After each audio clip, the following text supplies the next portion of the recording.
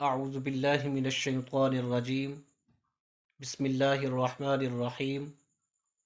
عزیز طلبہ، آج ہم اسم اللہ کے بارے میں پڑھیں گے کہ اللہ کے نام کو کب پر پڑھا جائے گا اور کب باریک پڑھا جائے گا۔